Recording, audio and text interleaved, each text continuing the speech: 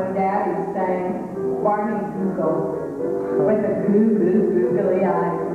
Or how are you going to keep them down on the farm after they've seen Peola?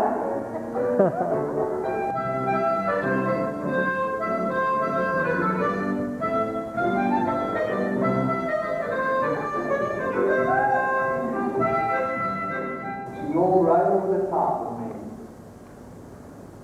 Everybody thought short of that little, let's see, that's probably about 8, 7.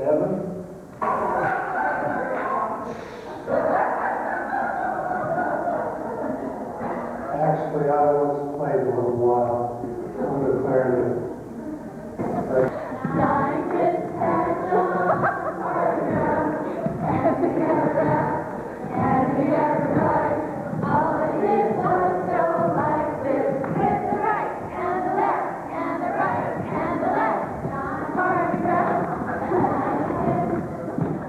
That's our thank you for your work on that.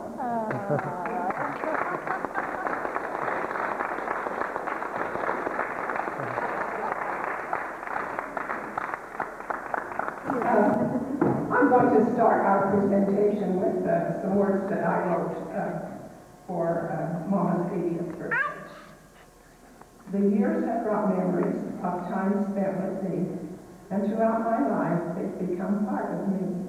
When I make my bed at the beginning of each day, I remember to fold the corners your traditional way. As I scrub the floor, childhood memories return of watching your scrub rag as a skill I could learn. Because of your patience in teaching me how, sewing, quilting, and quilting bring great joy to me now. When enjoying a picnic by mountains or lakes, I think of those shared in the hayfields on New Breaks.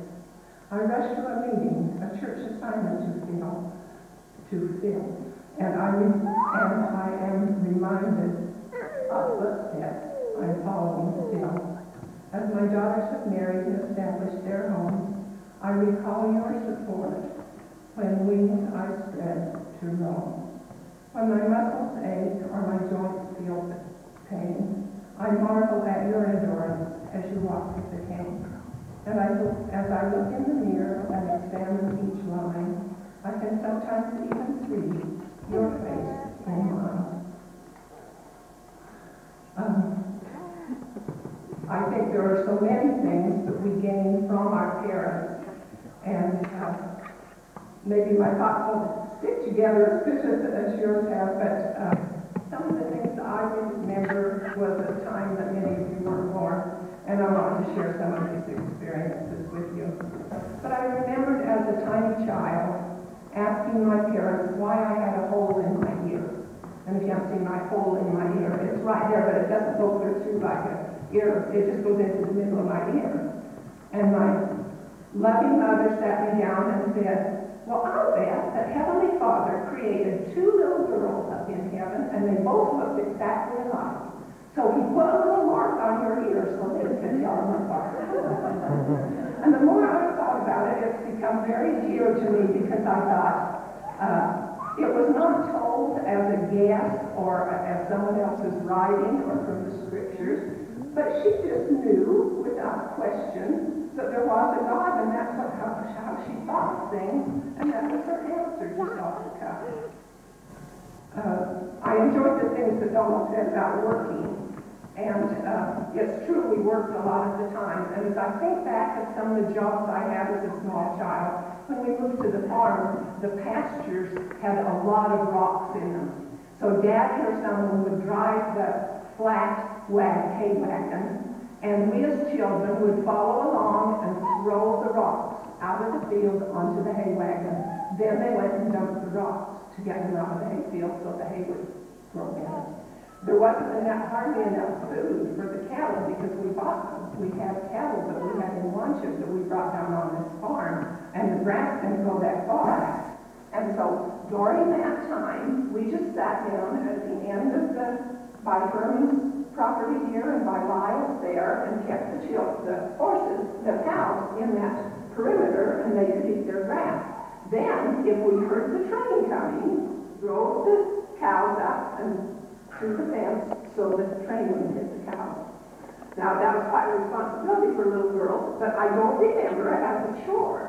I remember, and I don't remember who taught me, but I'm sure it was Mama, to take this green grass that's pointed on one end and kind of open on the other end, and if you put the pointed end in the other end, you made it ring. And then if you made another one and another one, you could make jewelry. You could make a necklace and wear it around your neck. And as I grew older, one of my favorite chores was to rake the hay. And it was a big rake with the horse pull.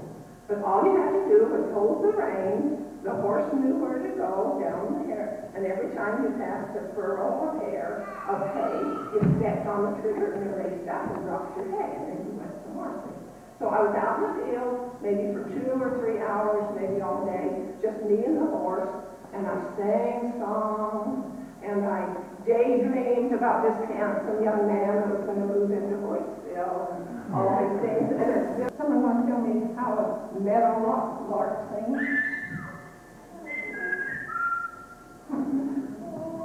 Well, Mama used to sing to me, Margie's a pretty little girl. Margie's a pretty little girl.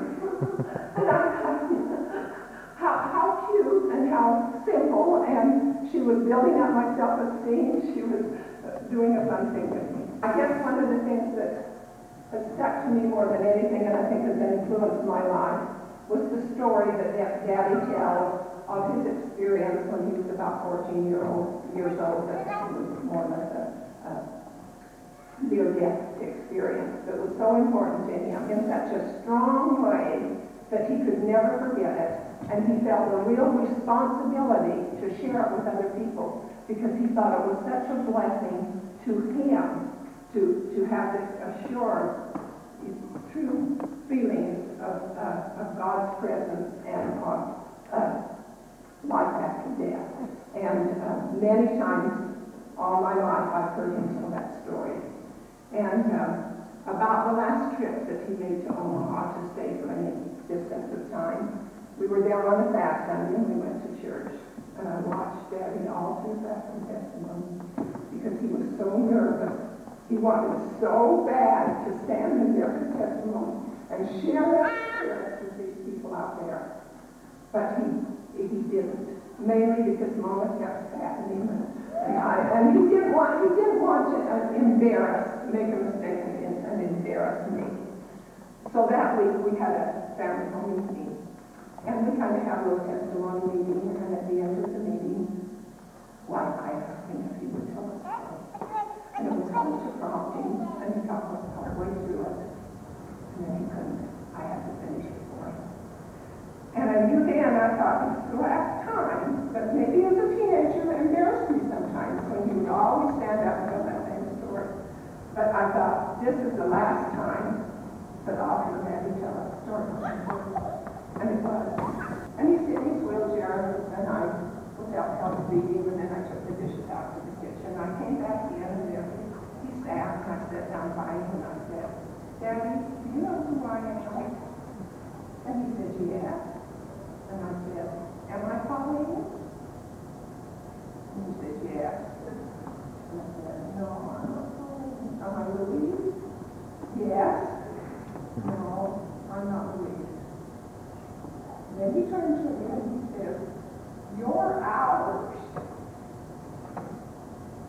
He was letting me know that he knew that I was one of his parents. I was one of his children. And he couldn't get right in his mind, but he knew that. And that was a great